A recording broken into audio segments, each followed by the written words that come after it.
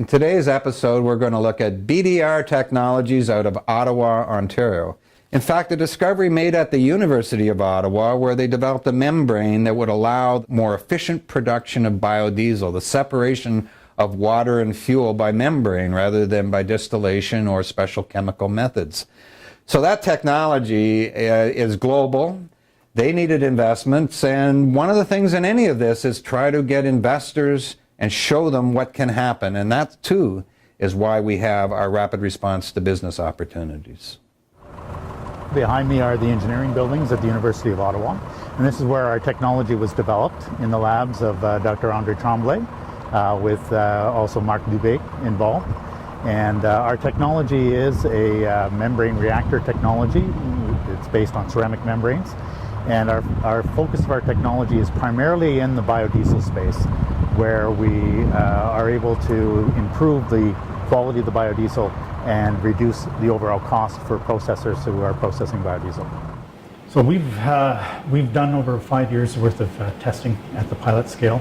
We'll be expanding our pilot in the coming year, and we're currently in negotiations with our lead customer to deploy our technology, likely in the Midwest United States by mid next year. Getting the first commercial deployment is a critical hurdle for a company that has new technology and process technology like ours.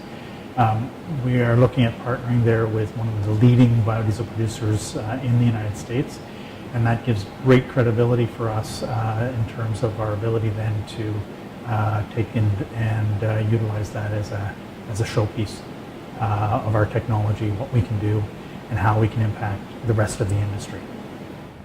Our technology really uses the multitude of feedstocks available for biodiesel that includes soy, canola, other feedstocks like used cooking oil, yellow grease, tallow, and such. So we predominantly focused on the major feedstocks here, which have been soy, canola, and used cooking oils. And we've done an extensive series of testing here with both for our own purposes as well as with customers in terms of looking at how that technology can be deployed in those particular plants that we're looking to retrofit. Most conventional technologies are, in essence, almost bucket chemistry, is where you would have a number of reactors, stirred reactors in series, where you would add the reactants in, stir them up, and then you would then do processing steps post those reactors to clean up and finally purify the biodiesel. In our context, our reactor uses a membrane. What we're doing is it's a simultaneous reaction and separation process, where we actually do the reaction and we separate the product at the same time. And in doing so, what we do is we're able to achieve significantly higher conversion rates. And what that does is it allows us to, one, lower the amount of catalyst that we use, which lowers cost. It also, lowering the catalyst means that we have fewer side reactions, so we get a better quality fuel. And as well, our ability to remove product from the reactor continuously actually allows us to shift the equilibrium of this reaction towards the products, which means we're much more efficient. So it gives us about a 15 or even as high as 20% improvement in efficiency of the reactor. So the membrane is typically made of titanium oxide, and what we do is we pass the reaction mixture through the center of those tubes.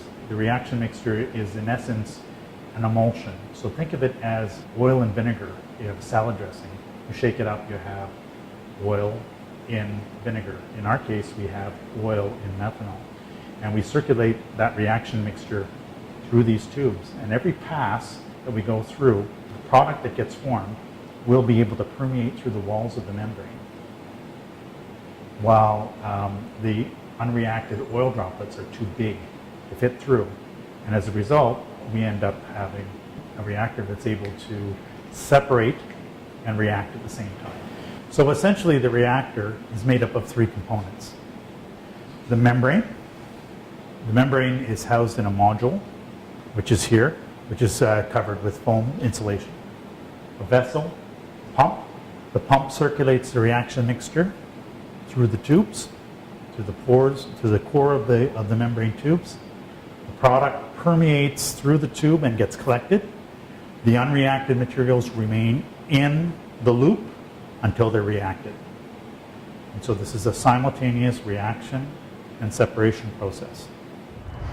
Two key messages are that this is a disruptive technology for the industry, that we can make a significant difference for biodiesel producers in terms of their ability to meet the challenges going forward. And that this is a growing company, and that our intention is to take this technology that was developed here at the University of Ottawa and to bring that technology to the rest of the world.